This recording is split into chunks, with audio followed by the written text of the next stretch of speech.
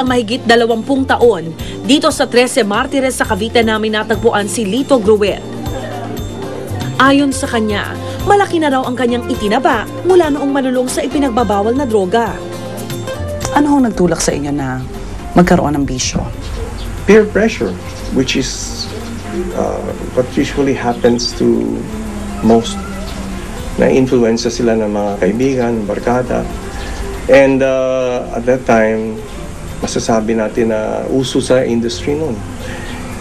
Shabu at that time was very rampant to the point wherein pag hindi ka gumagamit, ikaw yung hindi normal. Ang unti-unting pagtikim ni Lito sa ipinagbabawal na droga, nauwi sa matinding pagkagumon. Yun ho yung unang pagkakataon na nakakita kayo ng shabu. That time, yes. Yes, na right in front of you. Yes.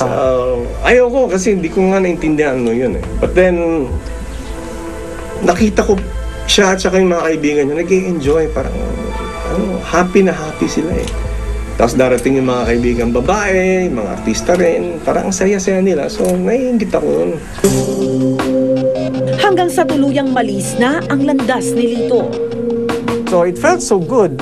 Talagang nakalimutan ko yung problema. So, I wanted to take it again and again because there was a certain high I wanted to keep on attaining, which never happened. Diba? You'll never get it. Naibenta rin ni Lito ang lahat ng kanyang mga naipundar kapalit ng bisyo.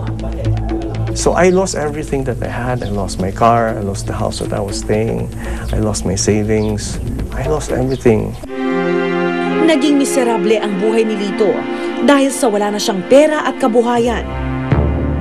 Natuto siyang magnakaw para matustusan ang pagkahayok sa ipinagbabawal na gamot. Kung sino ang tatanggap sa akin, pupunta ako sa mga friends ko. In the beginning, they would accept me. But then, they will, papakainin nila ako. They will give me clothes to change. They may make me stay in their house.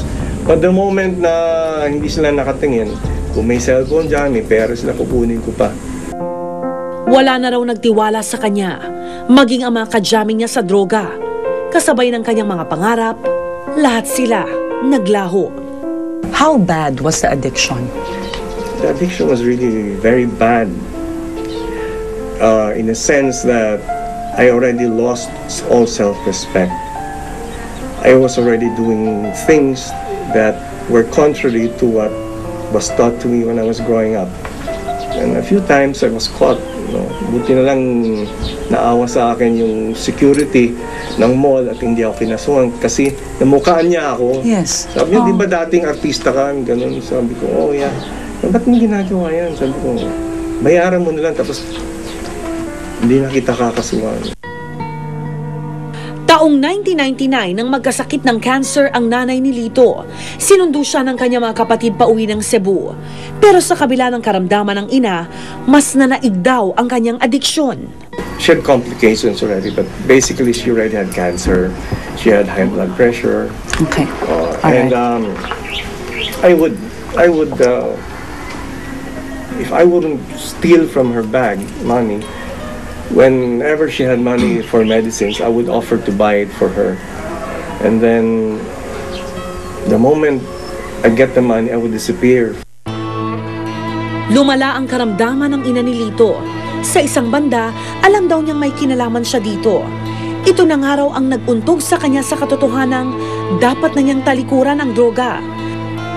Taong 2000, pumayag si Lito na magpa-rehabilitate sa Drug Abuse Research Foundation Incorporated o mas kilala sa tawag na DARE. First day, unang tapak nyo sa vicinity ng DARE, ng rehab. Okay, I did not know what the program was all about. I did not know that DARE had a program. Ganun ako ka-lost at that time. So I thought that parang retreat. It was like a spiritual retreat. Karaniwan na sa mga drug addict na madisgusto sa programa ng mga Drug Rehabilitation Center. Ganoon din ang pakiramdam ni Lito. Sa kabutihang palad na malagi si Lito sa rehab. Paano kayo tumagal? It came to a point where I had to make a decision whether to follow or to rebel. Ganun lang yun. So I said, if I rebel, I could see that it won't get me anywhere. So I decided at that time na sabi ko, might as well give it a chance ko para lang para matapos ko na to. I never finished anything in my life. Matapos ko na lang to. Si Lito nung unang napunta sa center, na-refer sa center namin, katulad din siya nung iba na may denial, mataas yung denial sa pagdating sa problema niya sa droga. In other words, parang ang pakiramdam niya, kaya niyang handlein yung sarili niya. Natapos ni Lito ang 9-month program sa DARE at para raw tuluyan ng mawala sa kanyang sistemang adiksyon, nag-apply siya bilang staff ng rehab. Hindi lang ang kanyang tiwala sa sarili ang nanumbalik dahil sa kanyang pagbabago, napagkatiwalaan na rin siya ng marami. Katunayan, na-promote agad si Lito bilang center director ng DARE. Sociable siya, so kasi hindi ka pwede maging center director kung mahihain ka diba? May ibubuga sa madaling sabi. Si Kuya kasi pag nagbigay ng advice sa akin yung galing sa puso, kung ano yung talagang naranasan niya na experience niya, sinishare niya sa iba. Marami siyang mga naituro sa aming magandang asal, and then lalo na sa paglaban, lalo sa droga. So, malaking karangalan namin nakasama namin si Kuya Lito.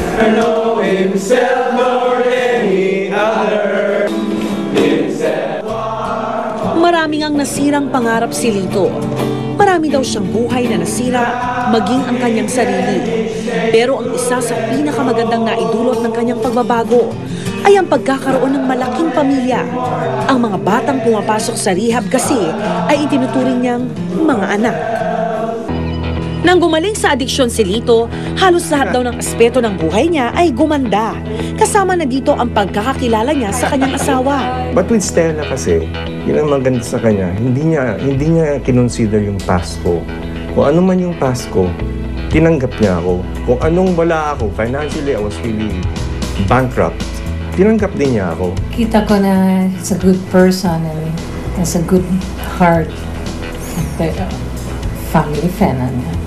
Kaya I didn't care about his past. Nakatakda ng magretiro si Lito bilang center director dito sa DARE. Maninirahan na raw kasi siya sa Hong Kong para pagsilbihan naman ang kanyang asawa. My priority of course is to be with my wife. Doon lang ako maghahanap ng ibang papasukan na makatulong din sa iba. Lahat ng tao humaharap ng sari-saring pagsubok. May ilan na hindi natitinag ng problema, pero mayroon ding mga marupok. Pero kahit na nagkamalit na lihis ng landas, parati namang may pangalawang pagkakataon.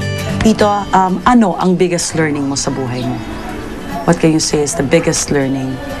Minsan pini-question natin yung Panginoon. Minsan pinagsisisihan natin yung Panginoon kung bakit ganito nangyayari sa akin, bakit ganito nangyayari sa buhay natin.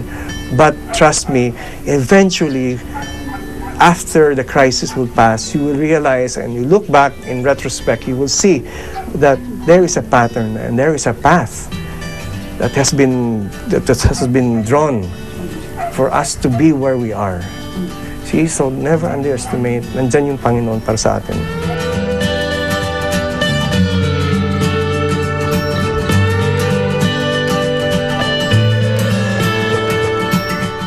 Susunod sa tunay na buhay, paano tinanggap ni Chef Tristan ang pagiging bakla ng ama niyang isang sikat na hairdresser na si June Encarnacion?